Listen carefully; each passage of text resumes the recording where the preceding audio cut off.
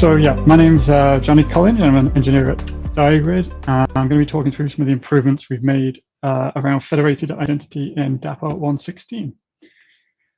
So the first thing I'm going to talk about is why you might be interested in using federated identity. And I guess the two kind of headlines for this are, one, it's a much more secure way of handling component authentication in Dapr, and we'll dig into why that is.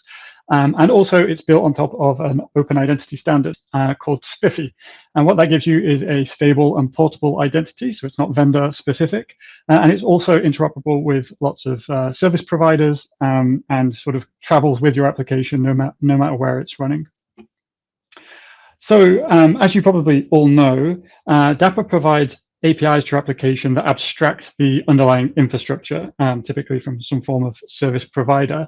And they do that through a component model. So you define a component that is a configuration for how Dapr should talk to various different types of infrastructure. But you need in that process to tell it how to authenticate. Obviously, most service providers are going to require some form of authentication. And the traditional way of doing this, which is a great way that's been around for a very long time, is to use a secret reference inside your component. So that means that you don't have to code a secret value inside your component. You can just reference a pre-existing secret that lives somewhere, and Dapr will only resolve that at runtime to keep it secure, so it's not going to get leaked anywhere. However, this still does mean that you need to manage the secret yourself, right? So you need to provision that secret and put it wherever you need it to be. You need to rotate it if that's what you're going to do, and you also need to think about how you revoke it if it is unfortunately leaked.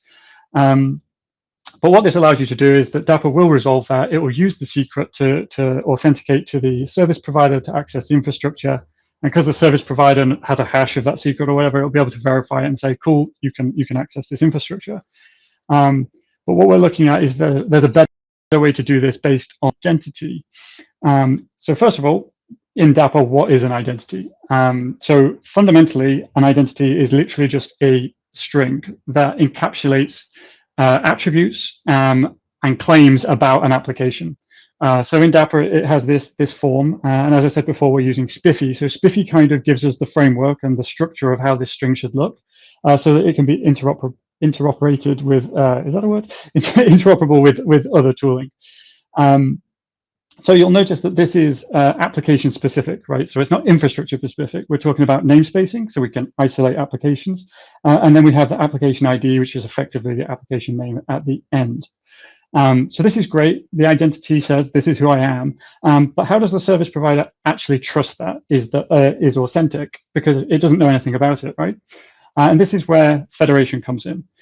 So what we're working on in Dapr is being able to allow service providers to federate trust to Dapr itself. So Dapr Sentry is a component in Dapr that issues the identities to all of the Dapr runtimes and control plane components. So it's the one that's signing credentials and giving those out to all of these components of Dapr.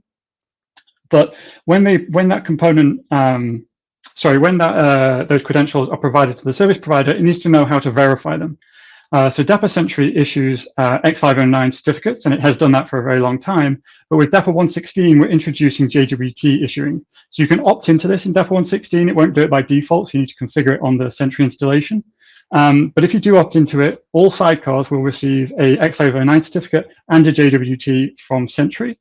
And then you'll be able to set up federated trust from the service provider to Sentry so that we can trust those credentials. And we'll look in the next slide how this works. But ultimately, your application will be able to speak to Dapr, and Dapr will be able to manage the underlying secrets on your behalf, right? So you won't really see the secrets. This will all be done transparently to you, and everything will be rotated under the hood by the service provider in Dapr, and you'll just be given access to the underlying infrastructure. So just quickly, how this might look in Azure. So Azure has this concept of a federated credential, and this allows you to basically federate trust for access to a service account in Azure to an external OIDC provider. So as of Dapr 1.16, you can actually configure Dapr to both issue JWTs, but also expose an OIDC discovery endpoint. So if you expose that to Azure, so that Azure can call the OIDC discovery endpoint, it'll actually be able to set up federated trust, right? Which means that you can use the JWT with inside Dapr with Azure components to authenticate to Azure, even if you're not running in Azure. So this is a big difference to call out between something like a managed identity that you might be familiar with. And that works by, if you're running in you're running in Azure, your workload will actually be able to get a credential from the hosted infrastructure itself, and then use that to access Azure. What we're doing here is we're trusting the actual native Dapr identity. So this is a stable string that represents your application, that is signed by Dapr, not signed by the Azure infrastructure, but Azure is federating trust to allow you to do that. And then what happens under the hood is there's a credential exchange between Dapr and Azure, and then the underlying credential that will be given by Azure will allow your application access to the infrastructure. So as a database or a storage account or whatever, Azure will just do the authentication based on your app identity in Dapr. So this is also possible in AWS, and actually this is possible pre-Dapr 116. This is actually possible in older versions of Dapr. AWS has a service called IAM Roles Anywhere, and that actually supports X509 certificate authentication and authorization. So that means that you can actually use the X509 certificate to talk to AWS IAM Roles Anywhere, have it exchanged for a token to access the underlying infrastructure. What you need to do in the case of using X509 is you need to distribute the trust bundle, that is the public part of the sort of CA for Sentry, to somewhere that AWS can access it. So you set up some trust anchors and a trust relationship in AWS, and then it will verify those credentials and allow your Dapr sidecar access to the underlying infrastructure. And what you'll notice here is that the SPIFFE ID is exactly the same for AWS as it is for Azure, as it will be for any other infrastructure that you're accessing. It is your application identity. It's the same string that will be used for access control policies for internal Dapr to Dapr calls as well. So it really is a universal identity that can be used to interact with any services or applications.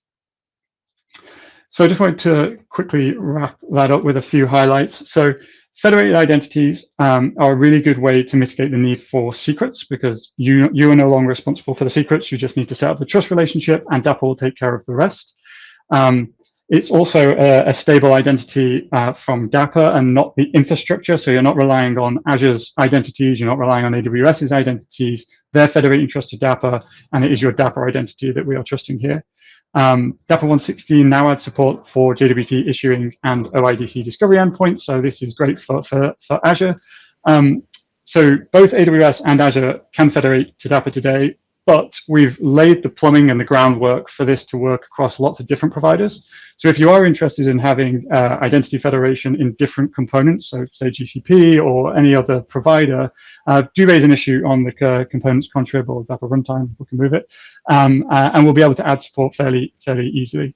There's a couple of links here. I did recently write a blog that goes into a bit more detail on this called Universal Application Identity with Dapr, so please check that out.